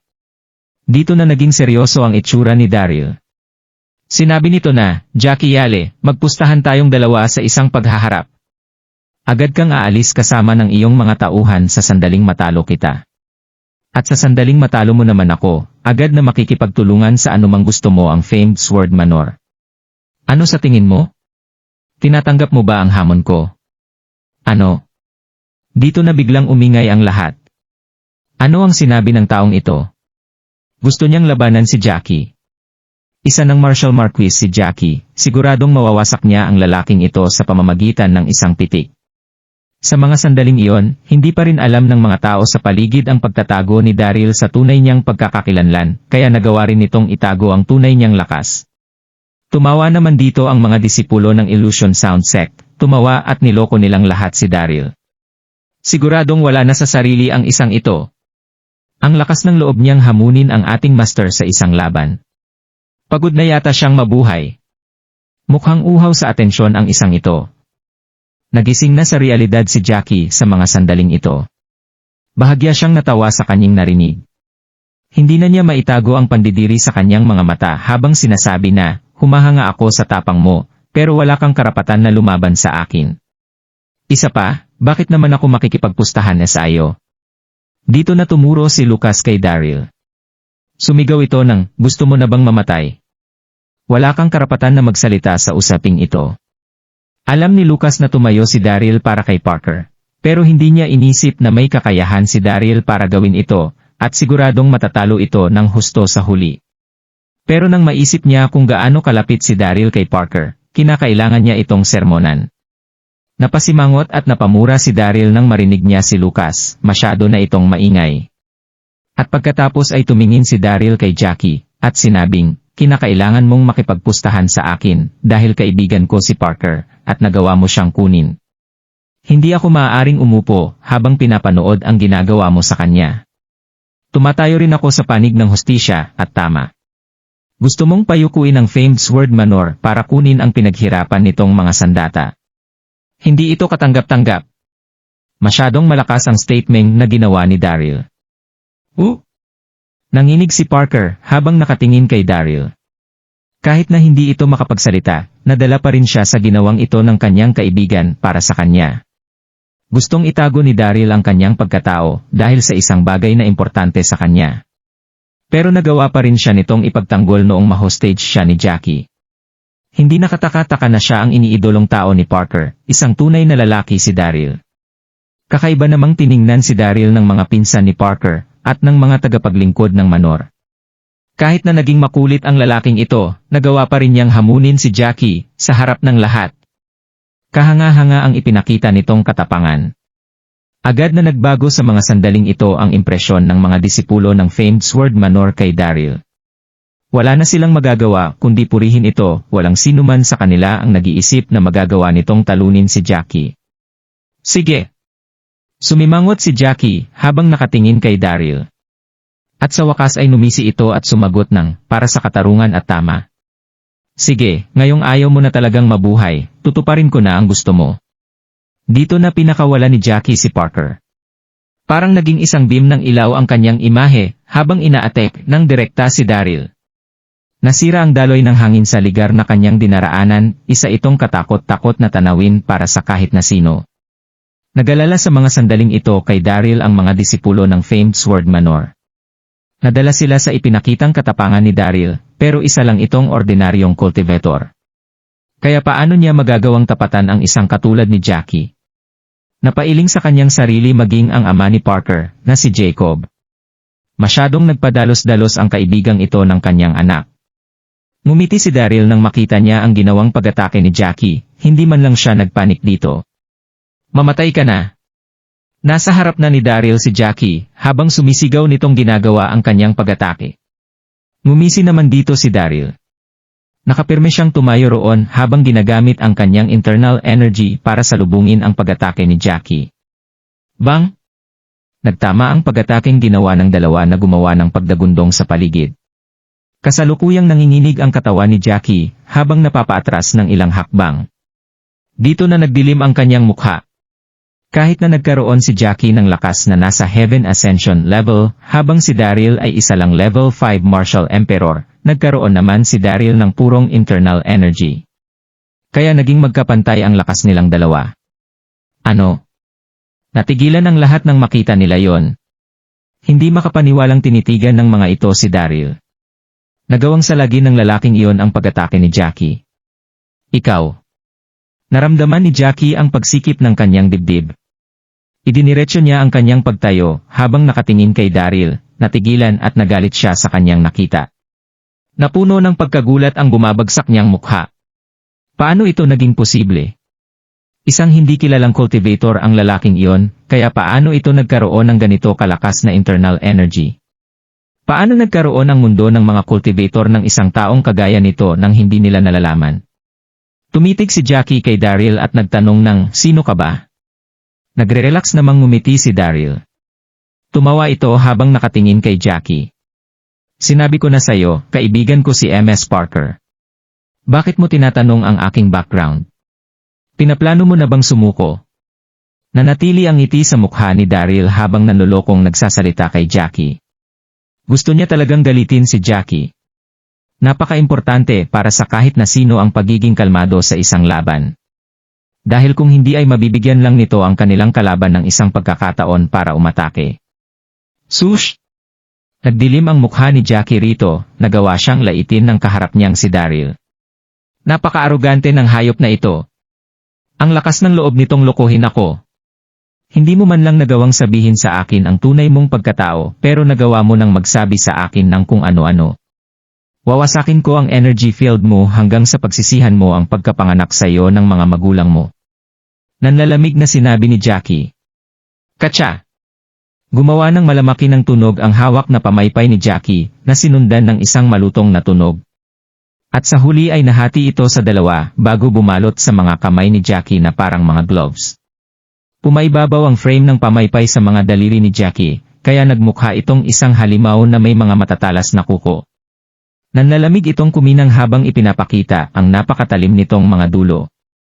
Buwisit! Natigilan si Daryl habang bumubulong sa kanyang sarili. Anong klase ng sandata ito? Paano nito nagawang magbago ng hugis? Lingin sa kaalaman ni Daryl na ang sandatang ginagamit ni Jackie ay tinatawag na Evolving Murder Machine. Mayroong mga makina na naka-install dito na nagbigay dito ng kakayahang magbago ng hugis na naaayon sa kagustuhan ng sinumang gumagamit nito. Pangkaraniwan itong ginagamit na pamaypay ni Jackie para bumagay sa kanyang malaprinsip at scholar na itsura. Ginagamit niya ito bilang sandata sa sandaling humarap siya sa kanyang mga kalaban. Naglabas si Jackie ng walang katapusang aura na nagparamdam sa intensyon niyang pumatay sa paligid. Agad na bumagsak ng ilang degrees ang temperatura sa kanilang paligid. Napaka-interesante! Nakabalik na rin si Daryl sa realidad sa mga sandaling ito. Ngumiti siya habang parang kidlat sa bilis na gumagalaw ang kanyang imahe. Dito na niya pinabilis ang kanyang paglipad para muling makipaglaban kay Jackie. Nasabik dito ang mga disipulo ng Illusion Sect. Alam nila na siguradong mamamatay si Daryl sa sandaling gamitin ng kanilang master, ang Evolving Murder Machine. Marami ng mga napatay si Jackie na Sect Master gamit ang sandatang ito. Tumayo lang doon si Lucas. Tumingin siya kay Daryl na nasa gitna ng era habang papangiti sa sobrang pagkainis. Isa lang siyang hindi kilalang cultivator pero nagawa pa rin niyang magpanggap na bayani para iligtas ang isang bihag na prinsesa. Kahit na nagawang salagi ni Daryl ang pag-atake ni Jackie, naniniwala pa rin si Lucas na hindi niya magagawang manalo sa labang ito at miserable siyang matatalo ni Jackie mamaya. Patuloy pa ring nagalala ang mga disipulo ng famed sword manor kay Daryl. Maging ang magandang mukha ni Parker ay napuno ng pagkabahala. Kahit na malakas si Daryl, masyado pa ring puno ng kasamaan ang maduduming taktika si Jackie. Pumapatay itong umatake kay Daryl kaya siguradong masusugatan ng husto si Daryl sa sandaling tumama sa kanyang katawan ang kahit isa sa mga pag-ataking ito. Walang tigil na umatak ng sunod-sunod si Jackie sa gitna ng era. Pero agad na sinalag ni Daryl ang bawat pag-ataking ginawa ni Jackie. Sa totoo lang ay nagawa ng makipaglaban ni Daryl sa isang makasaysayan at napakalakas na taong kagaya ni Yang Jian, kaya hindi na niya kailangan pang mag-alala sa isang sect master na kagaya ni Jackie. Pero nagawa pa ring maliitin ni Daryl ang lakas ni Jackie. Noong una ay hindi nagawang gamitin ni Daryl ang buo niyang lakas dahil iniisip niya na sapat ang pagkapuro ng kanyang internal energy para talunin si Jackie. Pero, nagsisimula ng mapagiwanan sa mga sandaling ito si Daryl ng mas patindi ng patinding pag-atake na ginagawa sa kanya ni Jackie. Haha! Nasasabik na ngumiti ang mga disipulo ng Illusion Sound Sect nang makita nila ang eksenang iyon. Tingnan mo ang isang iyon. Hindi na niya kinakaya pa ang mga pag-atake sa kanya. Ang lakas ng loob ng hayop na iyang hamunin si Master. Gusto na niya talagang mamatay. Napakalakas talaga ni Master. Walang tigil na nag-cheer ang mga disipulo ng Illusion Sound Sect kay Jackie. Ayon sa kanilang obserbasyon, sinusubukan lang ni Daryl na depensahan ang kanyang sarili kaya agad itong mapapatay ni Jackie sa loob ng 1-0 moves o higit pa. Pero lingid sa kanilang kaalaman na itinatago lang ni Daryl ang tunay niyang pagkatao at lakas hanggang sa mga sandaling ito. Nabahala ng husto si Parker habang ninenerbiyos na pinapanood si Daryl. Nanginig ang buo niyang katawan habang nagpapawis ang kanyang mga palad sa kanyang pwesto. Gustong-gusto na niyang sumigaw kay Daryl na mag-ingat pero kasalukuyan pa ring nakaselyo ang kanyang multi acupoint na nagtanggal sa kakayahan niyang magsalita. Dude! Napuno ng confidence ang mukha ni Jackie nang sabihin niya iyon habang umingisi at nanalamig pang sinasabi kay Daryl na, mukhang hindi mo na ito kaya. Sisiguruhin ko na magiging mabilis ang pagkamatay mo sa sandaling sumuko ka sa akin. Mas tumindi ng tumindi ang mga pag-atake ni Jackie habang sinasabi ang mga salitang iyon. Wala na siyang pakialam kung sino ang taong nasa kanyang harapan. Gusto niya lang na mapatay ito gamit ang kanyang mga kamay. Hindi naman sumagot dito ang napapasimangot sa kanyang sarili na si Daryl. Buwisit! Hindi na magiging maganda kung ipagpapatuloy pa nila ito. Inakala niya kanina na kakayanin niya na matalo si Jackie gamit ang puro niyang internal energy pero hindi niya naisip na magiging ganito ito kahirap. Lalo na noong gamitin ni Jackie ang kakaiba nitong sandata na may kakayahang magbago ng hugis. Maaari siyang masugatan nito sa sandaling madistract siya ng kahit na kaunti sa kanilang laban. Mukhang kinakailangan ng gamitin ni Daryl ang buo niyang lakas para manalo. Habang iniisip ang mga bagay na yon, kalmadong sinabi ni Daryl na, hindi pa rin natin sigurado kung sino ang mananalo sa atin. Katsa! Isang napakalakas na tunog ang narinig ng lahat habang nagpapakita ang Heavenly Halberd sa mga kamay ni Daryl. Sa mga sandaling iyon, ayaw nang patagalin pa ni Daryl ang kanilang laban ni Jackie. Lumakas ng husto ang aura ni Daryl nang magpakita ang kanyang Heavenly Halberd. Dito na nabalot na madugong aura ang buong famed Sword Manor. Sinundan ng Heavenly Halberd si Lubu sa ginawa nitong pagsakop sa mundo. Nagawa na nitong uminom ng napakaraming dugo na nagbigay dito ng isang pumapatay at nakakatakot na aura. Gasp! Anong klase ng sandata iyan? Napakalakas ng nilabas nitong aura. Parehong natigilan at nagulat ang Illusion Sound Sect, Flamed Sword Manor, at maging ang mga bisita sa sandata na kanilang nakita. Hindi nakita ng malinaw ng karamihan sa kanila ang sandatang ginagamit ni Daryl sa bilis ng nangyayaring sagupaan sa gitna ng ere. Pero agad silang nanginig sa tindi ng aura na nilabas nito. Ikaw. Agad na nagbago ang itsura ni Jackie habang nakatingin sa Heavenly Halberd ni Daryl. Nanginig ang kanyang boses habang nakakaramdam ng matinding pagkagulat sa kanyang puso. Tanging ang Heavenly Halberd lang ni Lubu ang may ganito katinding pumapatay na aura sa buong siyam na mga kontinente. Maaari kaya na ang taong ito ay... Alam ni Jackie ang sitwasyon ng politika sa siyam na mga kontinente bilang Sect Master ng Illusion Sound nang bigla niyang maisip ang isang bagay noong makita niya ang Heavenly Halberd. Sino ba sa mundong ito ang nagmamayari sa Heavenly Halberd? Siguradong ito ang Sect Master ng Elysium Gate, at ang Emperor ng Westrington na si Daryl Darby. Si Indomitable Darby. Tapos na ang labang ito, Master Jackie. Nanlamig ang mukha ni Daryl na hindi nagpakita ng kahit na anong emosyon. Buzz! Buong lakas na ikinaway ni Daryl ang kanyang kamay habang lumalabas ang napakalakas na aura sa Heavenly Halberd at umaatake ang isang kulay dugong beam ng ilaw kay Jackie. Hindi na halos nakapag-isip pa si Jackie nang magbago ang kanyang itsura. Agad niyang ginamit ang kanyang internal energy at ang ginagamit niyang evolving murder machine para salagin ang ginagawang pag-attack ni Daryl. Bang! Malakas na tumama ang kulay dugong beam ng liwanag sa evolving murder machine na nakapagpaungol ng mahina kay Jackie bago ito tumalsik mula sa kanyang pwesto. Lumipad siya ng 100 metro bago bumagsak ng malakas sa lupa. Nagmukhang mabagsik at brutal ang mga ginagawang pag-atake ni Jackie nang labanan nito si Daryl, pero nagamit na niya ang karamihan sa kanyang internal energy sa totoo lang. Biglang hindi na kinaya ni Jackie ang pagharap kay Daryl noong gamitin na nito ang kanyang Heavenly Halberd. Ano? Hindi na naiwasan pang mapabuntong hininga ng sinumang nakakita sa eksenang iyon. Dito na hindi makapagsalitang tumingin ang lahat kay Daryl. Masyado nang malakas ang binatang ito.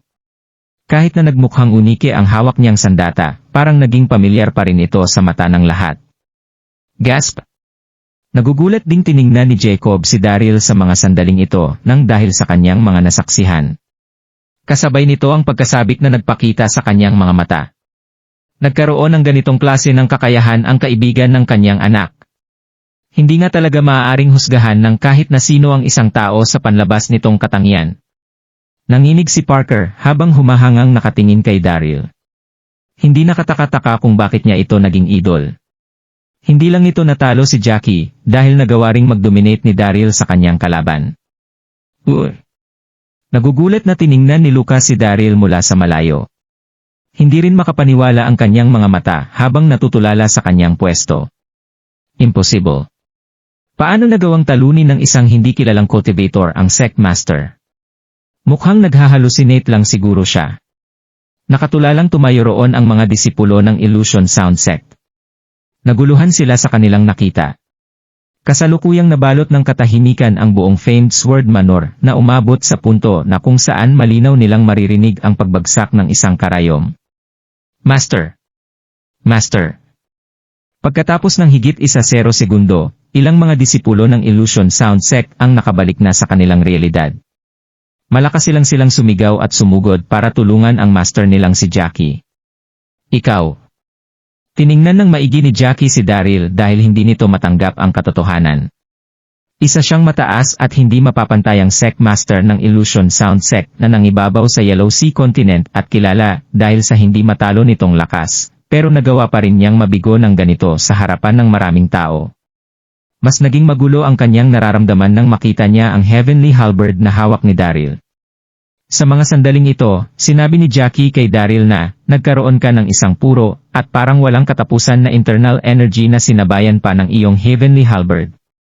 Kung tama ang hinala ko, ikaw si Daryl Darby, ang Sect Master ng Elysium Gate at bayani ng World Universe, tama. Ilang taon na ang nakalilipas mula noong magpakita ang libingan ni Lubu sa tuktok ng MT, Hua. Agad itong nabalitaan ng mga sekta sa siyam na mga kontinente, kaya agad na nagsisugod ang mga yon sa libingan. Pero si Daryl pa rin ang nakahanap sa lugar na kinalalagyan ng labi ni Lubu. Hindi lang siya nakakuha ng napakaraming kayamanan, dahil nakuha niya rin ang Heavenly Halberd ni Lubu. Wow! Agad na umingay ang lahat habang natutulala nilang tinitingnan si Daryl. Nagulat silang lahat sa kanilang nalaman. Ano? Siya si Daryl. Ang Sect Master ng Elysium Gate na tumalo sa hukbo ni Yang Jen ilang araw na ang nakalilipas sa South Cloud World. Kaya pala naging pamilyar ang sandata nito. Mukhang ito nga ang Heavenly Halberd. Masyado siyang malakas, hindi siya nagawang tapatan maging ni Jackie. Mukhang itinago niya lang kanina ang tunay niyang lakas. Hindi naiwasan ng lahat na pag-usapan ng pabulong si Daryl habang nagugulat at humahanga sa ipinakita nitong lakas. Kumislap ang mga mata ng ilang mga pinsan ni Parker, at mga tagapaglingkod ng palasyo sa tindi ng paghanga na kanilang nararamdaman kay Daryl. Ito pala ang kilala sa buong mundong si Daryl Darby. Napakagwapo niya habang nakikipaglaban kanina. Namula ng husto ang mga bisitang ng lait kanina kay Daryl nang dahil sa sobrang awkwardness na kanilang nararamdaman. Ang kinikilalang si Daryl Darby ang taong iyan, ang Sect Master ng Elysium Gate. Ang taong tumalo kay Grandmaster Erlang, pero nagawa nila itong maliitin at lait-laitin na isang probinsyano sa ginanap na Sword Conference kanina. Nanginig at naguluhan si Lucas habang tinitingnan ng husto si Daryl. Siya si Daryl Darby. Hindi pinansin ni Daryl ang usapan ng mga tao sa paligid habang dominanteng lumulutang sa gitna ng ere. At pagkatapos ay tumingin si Daryl kay Jackie, at walang pakialam na sinabing, "Natalo ka sa pustahan natin, Master Jackie. Tayong mga tao na nabibilang sa mundo ng mga cultivator, ay dapat na tumupad sa ating mga pangako. Sigurado naman ako na hindi mo babaliin ang ating mga napag-usapan, tama?" Hindi naging malakas ang kanyang boses, pero agad itong kumalat sa buong famed Sword Manor na siya ring pinagmulan ng isang hindi makukwestiyon sa lakas na aura. Sush! Napatingin ang lahat kay Daryl nang marinig ang kanyang mga sinabi. Lalo na ang mga taong takot sa Illusion Sound Sect. Binaha ng iba't ibang bagay ang kanilang mga isipan. Isang demonyong halimaw si Jackie, na walang pakundangang pumapatay ng kahit na sino. Siya palagi ang may kontrol kung mabubuhay ba ang ibang tao o hindi. Pero, natalo ito ng husto ni Daryl kanina. Magalit kaya ito at tatalikod sa kanilang pustahan? Namula rito ang mukha ni Jackie. Dito na siya huminga ng malalim habang sinasabi na, kahit na isa akong masamang tao, tinutupad ko pa rin ang aking mga sinabi kaya inaamin ko sa lahat ngayon ang aking pagkatalo. Dito na itinaas ni Jackie ang kanyang mga kamay habang sinasabi na, makinig kayong lahat. Agad na kaming aalis ng famed Sword Manor para bumalik sa aming main altar. Napuno ng pagdadalawang isip si Jackie, nang isigaw niya ang huling pangungusap ng kanyang mga sinabi. Sa totoo lang, ayaw niya talagang umalis ng ganoon-ganoon lang. Malapit na sana niyang makontrol ang famed Sword Manor. Mapapasakamay niya na rin dapat ang tatlong mga violet category na sandata sa exhibit ng Sword Conference. Pero wala na siyang choice ngayong napinsala na ni Daryl ang mga ugat sa puso ni Jackie noong gamitin ni Daryl ang Heavenly Halberd na nagalis sa kakayahan ni Jackie na makipaglaban. Umalis ang libo-libong mga disipulo ng Illusion Sound Sect sa famed Sword Manor nang may bagsak na mga mukha matapos nilang marinig ang utos ni Jackie. Daryl Darby. Humakbang ng ilang beses si Jackie bago biglang tumigil sa kanyang paglalakad. Dito na siya lumingon at tumingin kay Daryl. Tatandaan kita, Daryl. Magkikita tayong muli sa susunod. Nanlamig at napuno ng pagbabanta ang kanyang boses. Nanginig ang lahat noong marinig nila iyon. Maaaring hindi na maging ganoon kapayapa ang buhay ni Daryl ngayong napansin na siya ni Jackie L. Pero ngumiti lang dito si Daryl bago tumingin at tumango kay Jackie. Dito na siya sumagot ng, sige. Aasahan ko ang pagpapakita mo sa susunod. Mag-iingat ka, Master Jackie. Naging relaxed ang tono ng kanyang boses na ibang-iba sa nanlalamig na boses ni Jackie. Hindi na sumagot si Jackie habang nanlalamig ang kanyang itsura. Tumitig siya kay Daryl bago tumalikod at umalis. Sa loob ng isang iglap ay nagawa nitong pamunuan ang libu-libong mga disipulo na nawala sa paningin ng mga taong naiwan sa Manor. Nakahinga na ng maluwag ang mga disipulo ng famed Sword Manor at ang mga bisita ng Sword Conference nang makita nila ang pagalis ng Illusion Sound Sect. Dito na sinimulang bilangin ng mga disipulo ng famed Sword Manor ang mga namatay at nasugatan nilang mga kasamahan. Tinanggal na rin nila ang pagkakaselyo sa mga akupoint ni Parker. Daryl! Nagmamadaling naglakad palapit si Parker at buong pagpapasalamat na nagsabi kay Daryl ng salamat. Siguradong bumagsak na ngayong araw ang famed Sword Manor kung hindi lang dahil sa kanya. Dito na tumawa ng malakas si Jacob bago lumapit sa kanila para magbigay respeto kay Daryl at sabihing, nabulag ako kanina. Ikaw nga talaga ang kilalang bayani at ang Sect Master ng Elysium Gate pero hindi kita nakilala kanina. Inisip ko rin na isa ka lang hindi kilalang cultivator sa siyam na mga kontinente. Maraming salamat sa inyong tulong, Master Darby. Hinding-hindi makakalimutan ng famed Sword Manor ang kagandahang loob na inyong ipinakita sa amin. Naging sincere ang pagsasalita ni Jacob habang buong paghanga at pagbati niyang tinitingnan si Daryl.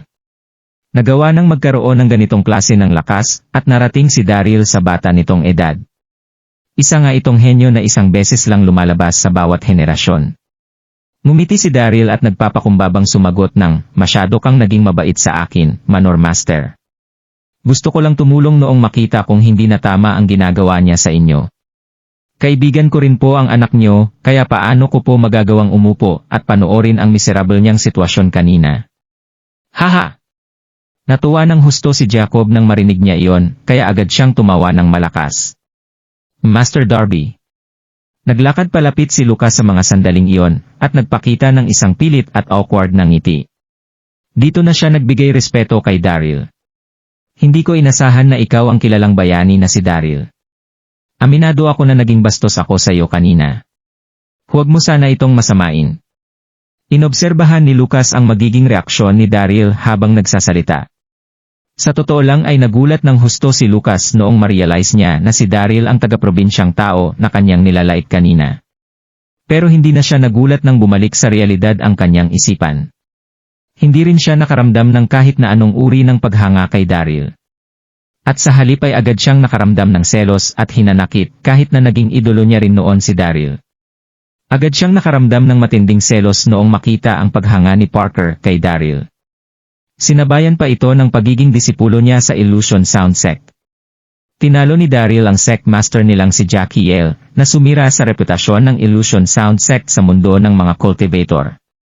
Ito ang naging dahilan kung bakit agad na kinainisan ni Lucas si Daryl.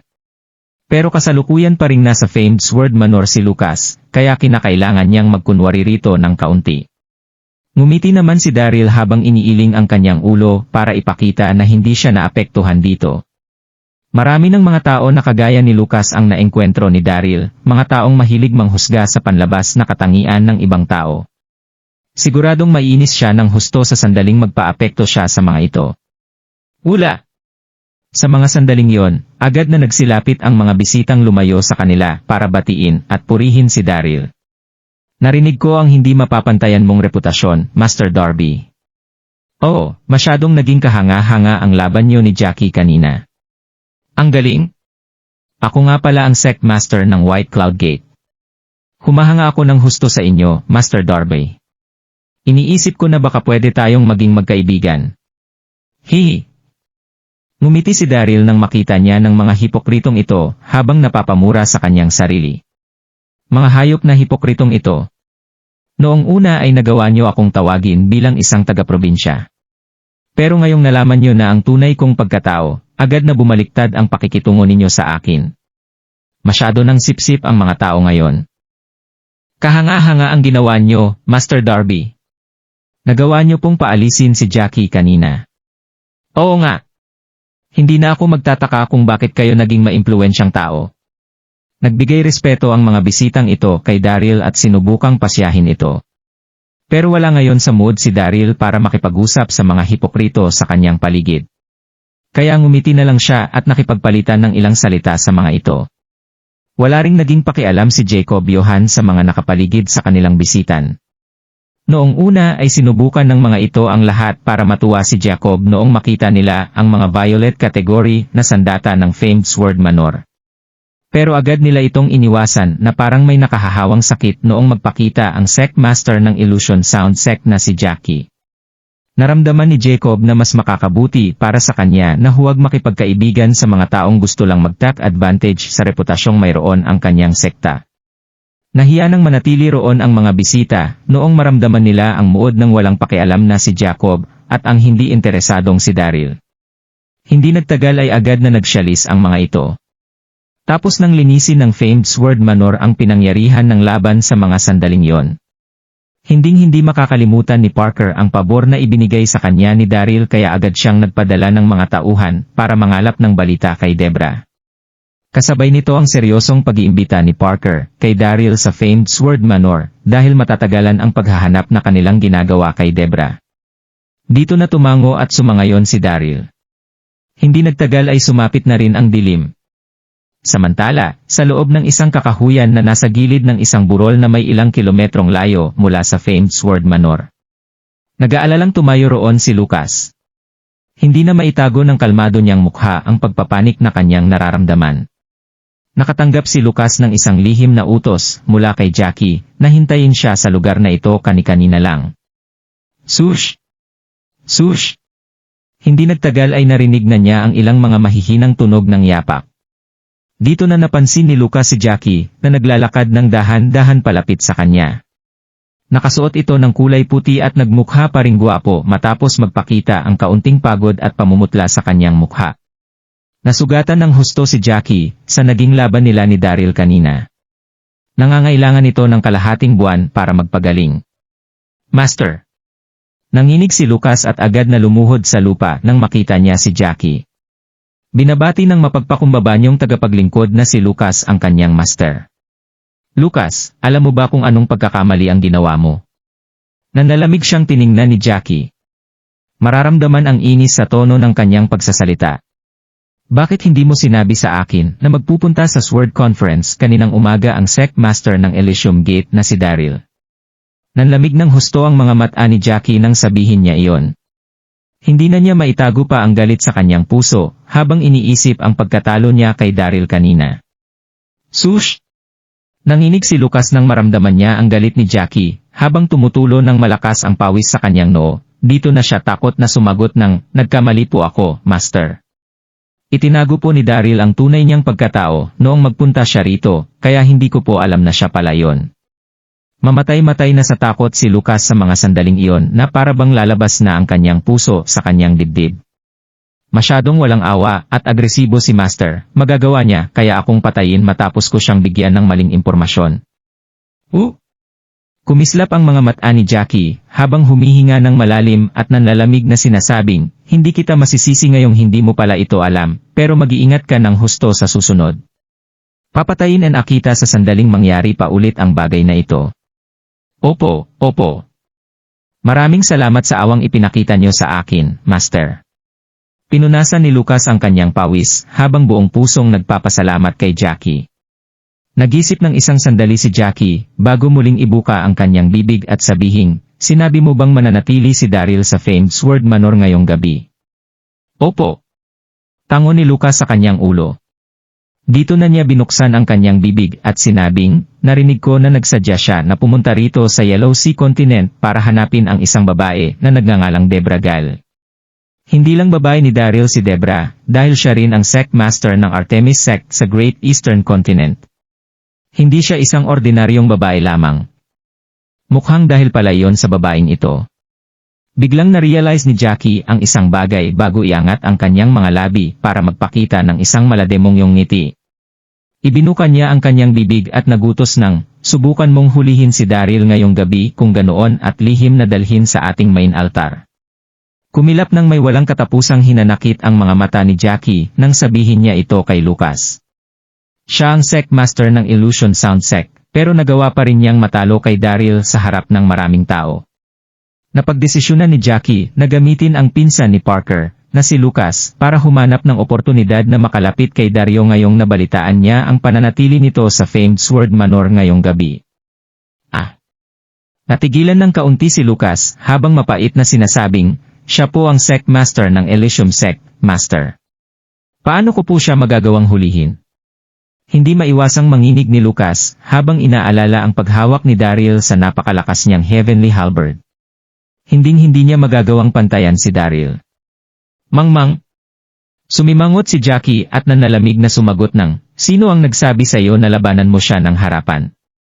Hindi mo ba alam kung paano mo gagamtin ang maliit mong utak na yan? Kinakailangan mo siyang mahuli gamit ang anumang paraan na maiisip mo. Huwag mo akong bibigyan dito. Hindi na nagsalita pa si Jackie rito bago tumalikod at umalis. Sa loob ng isang iglap ay agad siyang nawala sa dilim. Agad na huminga ng malalim ang may mapait na mukhang si Lucas. Inutusan siya ng kanyang master na humanap ng sarili niyang paraan, ano naman kayang paraan ang pwede niyang gawin. Sa loob ng famed Sword Manor sa mga sandaling ito, nagpasadya si Jacob ng isang bangket para magpasalamat sa pagtulong na ginawa sa kanila ni Daryl. At pagkatapos ay naghanda sila ng isa sa mga guest room na pagpapahingahan ni Daryl pagkatapos nilang kumain. Samantala, kasalukuyang nakahiga si Daryl sa kanyang higaan, hindi pa rin ito makatulog hanggang ngayon. 2 oras na ang nakalilipas pero wala pa rin siyang natatanggap na balita tungkol kay Debra. Hindi pa rin mahanap ng mga tauhan ni Parker si Debra, kaya paano niya ito mapapalampas? Knock! Knock! Isang natutuwang boses ang kanyang narinig sa labas noong mga sandaling yon, gising ka pa po ba, Master Darby? HMM? Napasimangot dito si Daryl. Tumayo siya para tingnan kung sino ito at agad na nagulat sa kanyang nakita. Napansin niya ang nakatayo at nakangiting Lucas, habang nagpapakita ng magalang na itsura sa kanyang harapan. Ano ang maitutulong ko sa iyo? Tanong ni Daryl. Nagmukha kalmado si Daryl habang nakakaramdam ng matinding pagkainis kay Lucas sa kanyang puso. Ano ba ang sadya sa akin ng mangmang na ito? Hihi! Ngumiti si Lucas habang ipinapakita ang gumagalang niyang itsura at sinasabing, huwag mo po akong paalisin, Master Darby. Napahiya po kita kaninang umaga pero nagawa mo pa rin po kaming tulungan, kaya hinihiling ko na sana ay hindi mo ito minasama. Sa totoo lang ay naisip ko rin na sumobra ako kanina kaya agad ko itong pinagsisihan. Maaring hindi mo pa ito alam, Master Darby, pero hindi pa ako tumitingala sa kahit na sinong tao mula pagkabata maliban sa iyo. Narinig ko na pinangunahan mo raw ang mga sundalo ng South Cloud World para talunin si Yang Jian. TSK, kahanga-hanga. Dito na natutuwang sinabi ni Lucas na, naghanda ako ng maiinom sa aking kwarto bilang pagbawi sa mga nagawa ko as ayo kanina. Pagbigyan mo na sana ako rito para makahingi ng tawad sa iyo. Makikita ang nagmamadali at seryosong mukha ni Lucas nang sabihin niya iyon, habang nagpapakita naman ng matinding pagkatuso ang kanyang mga mata. Gusto na sana itong tanggihan ni Daryl. Pero hindi niya pa rin matanggihan si Luca nang makita niya ang umaasa nitong itsura. Isa pa rin sa mga tagahanga niya ang lalaking ito. Kaya napagdesisyonan ni Daryl na samahan ito na uminom matapos na makita ang pagkasincere nito. Sige. Tango ni Daryl bago seryosong sabihin na, pero hindi rin ako magtatagal. Mayroon pa akong mga kailangan na gawin bukas. Maaari siyang makatanggap ng balita tungkol sa hinahanap niyang si Debra bukas, kaya kinakailangan niyang matulog ng maaga. Kaya natural lang na hindi siya magtagal sa pag-inom kasama ang pinsan ni Parker na si Luca. Sige. Ngumiti ng mataas si Luca nang makita ang pagpayag ni Daryl. Natutuwa nitong sinabi na, isang malaking karangalan para sa akin na uminom kasama si Master Darby. Huwag po kayong mag-alala dahil sandaling oras lang po ang hinihiling ko. Dito na dinala ni Lucas si Daryl sa kanyang kwarto. Napansin ni Daryl na may ilang maliliit na putahe sa lamesang nasa loob ng kwarto ni Lucas nang pumasok siya rito. Kasama ng mga pagkain na ito ang dalawang mga wine jars na naglabas ng napakabangong amoy. Napakabango ng wine na ito. Hindi maiwasang sabihin ni Daryl bago lumapit at umupo sa tabi ng lamesa. Agad na binuksan ni Lucas ang isa sa mga wine jar para ipagsalin si Daryl ng wine. Ngumiti ito habang sinasabi na, "Alam ko po na marami kayong alam, Master Darby, pero sigurado pa rin po ako na hindi pa kayo nakakainom ng ganitong klase ng wine kahit na kailan. Ito ang specialty ng Yellow Sea Continent. Tinatawag namin ang wine na ito bilang tipsy. Gawa ito sa mga Snowy Mountain kiwi na nakilala sa pagkakaroon ng matapang na amoy. Hindi para sa kahit na sino ang wine na ito. Natural lang din syempre na umangat ang presyo ng wine na ito sa sandaling matikman ito ng isang kilalang tao na kagaya ni Master Darby." Haha! Tipsy! Kumislap ang mga mata ni Daryl nang makuha ng wine na ito ang kanyang atensyon. Agad siyang ngumiti habang sinasabi na, bagay nga ang pangalan na ito sa kanya. Dito na itinaas ni Daryl ang hawak niyang bowl para lang hapin ng kaunti ang hawak niyang wine at diretsyo itong ubusin. Natuto nang magingat si Daryl sa ang lugar man siya magpunta matapos maging kabilang sa mundo ng mga cultivators ng maraming taon. Nilanghap niya ang wine para malaman kung mayroon ba itong laman na lason. Sa totoo lang, marami talaga ang mga mapagkunwaring tao sa kanyang paligid. Maaaring iginagalang siya ni Lucas pero maaari ring nagbabalak na ito ng masama sa kanya. Pero hindi pa rin natakot si Daryl kahit nalagyan pa ni Lucas ng lason ang hawak niyang wine. Hindi na siya tinablan ng kahit na anong uri ng lason mula noong makonsumo niya ang Red A King Scorpion Spirit sa sinaunang libingan ni Xiaoyun 10 taon na ang nakalilipas. Mukhang kalmado si Lucas sa panlabas na anyo, pero labis itong natuwa nang makita niya si Daryl na ininom ang wine. Inimbita ni Lucas si Daryl para mag-inom hindi dahil sa paghanga, kundi dahil sa matagumpay na nagampanan nito ang utos ni Jackie na hulihin si Daryl. Mapanlin lang si Lucas. Alam nitong hindi maapektuhan ng pangkaraniwang lason ang makapangyarihang si Daryl, kaya hindi ito ganoon kabobo para lagyan ng lason ang wine. Walang lason sa wine na yon, pero maraming problema rito. Ang tipsy ang espesyalidad ng Yellow Sea Continent pagdating sa matapang na alak. Kayang malasing ng halos kalahating buwan kapag puno ang bibig na nainom ang wine. Maaaring hindi kayanin ng isang cultivator ang malakas na tama nito. Ang lahat ng pamilyar sa wine na yon ay alam na kailangan munang uminom ng pangontra para buo nilang ma-enjoy ang tipsy. Simple lamang ang plano ni Lucas, hindi nito sinabi kay Daryl kung gaano kalakas ang tama ng tipsy at hinintay nitong malasing ang lalaki bago itali. Sa kabilang banda ay nainom ni Lucas ang pangontra, kaya naman natural lamang na hindi siya takot sa alak. "Master Darby." Nakangiting sabi ni Lucas. "Kamusta ang wine?" "Masarap." Tumango si Daryl, pero hindi nito mapigilang magsalita ng malakas. Malakas ang aroma ng wine, mayroon itong lasa sa ulo. Napakasarap na wine. Mataas ang kakayahan ni Daryl sa paggawa ng mga elixir. Natutunan din nito noon ang ilang kakayahan sa medisina mula sa Divine Farmer. Nang malasahan niya ang wine ay alam nitong walang lason doon, kaya ibinaba niya ang kanyang depensa. Nang sandaling iyon ay hindi pa rin alam ni Daryl ang tungkol sa idudulot ng wine and ang malakas na reaksyon. "Haha!" Malakas na natawa si Lucas bago nito mabilis na nilagyan ng wine ang baso ni Daryl. "Dapat ay uminom ka pa ng marami dahil labis mo palang nagustuhan ang wine."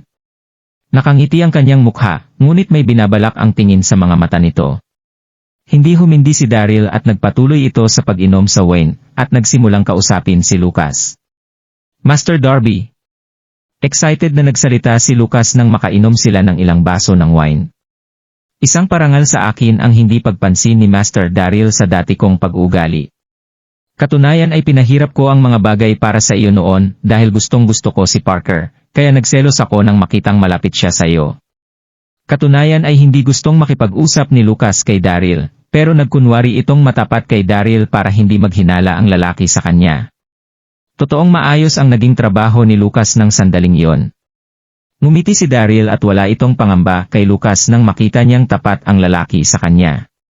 Hindi nakapagtatakang paulit-ulit itong naghanap ng kamalian sa akin. Yun pala ay may gusto siya kay Parker. Hindi maganda ang naging pakiramdam nito nang makita kaming malapit sa isa't isa ni Parker. Masayang nakipag-usap si Daryl kay Lucas at malaya itong uminom ng walang pangamba o pag-iingat. Matapos ang ilang ikot ng alak at ilang pagkain.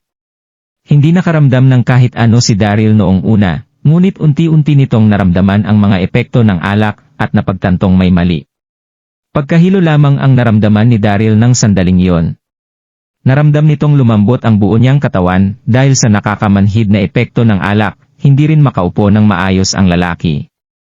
Napakalakas ng epekto ng alak. Lasing at malambot na tumingin si Daryl kay Lucas ng sumunod na segundo. Titigilan ko na ang napakalakas na alak na ito. Tama na. Nang sandaling iyon ay hindi pa rin napagtanto ni Daryl na naloko siya ni Lucas. Naisip lamang nito na minaliit niya ang lakas ng alak. Haha! Malabong ngumiti si Lucas at nagsalita. Itigal na natin ang pag-inom dahil lasing ka na, Master Darby. Magpahinga kayong maigi. Pagtapos ay tumigil sa pagsasalita si Lucas at inatake ang likod ng ulo ni Daryl. Bang! Medyo lasing si Daryl at hindi ito nakareact sa oras. Pagtapos ay nandilim ang paningin nito at kaagad na nahimatay. Haha! Nang sandaling iyon ay labis na nasabik at naging proud sa sarili si Lucas. Nagawa ko! Ano naman kung sikat na ta si Daryl?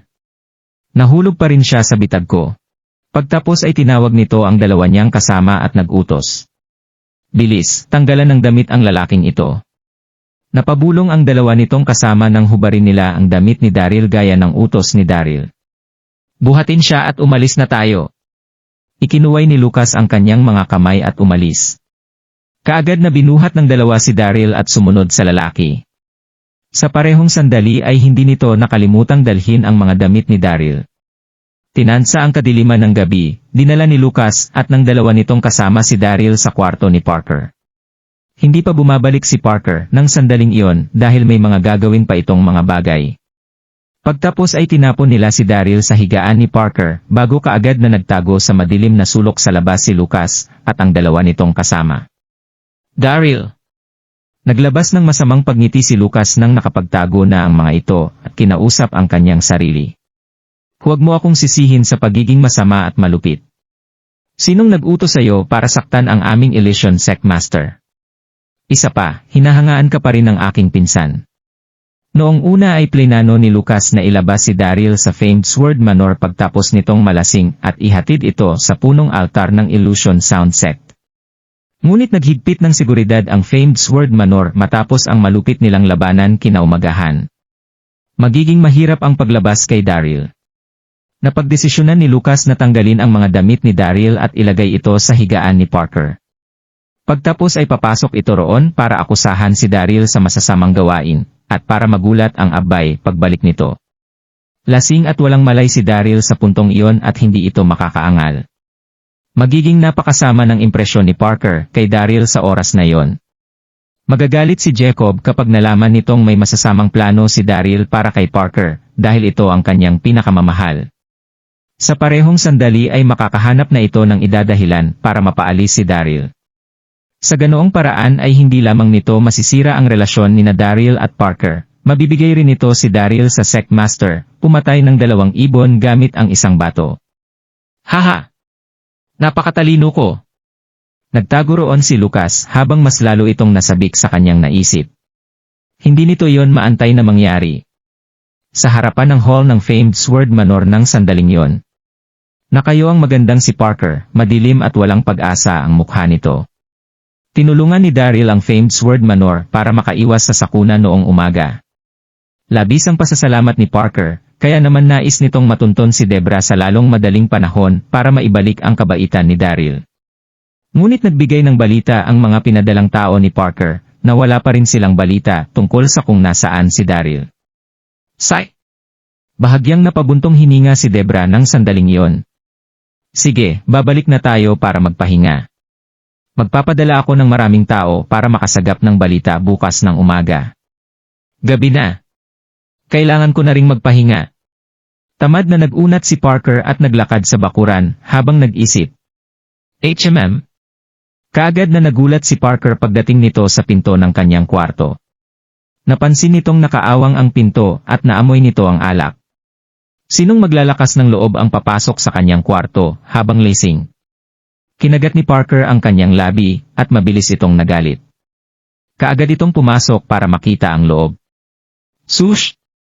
Nanginig si Parker pagkapasok nito sa loob ng kwarto, kaagad na namula ang maganda nitong mukha.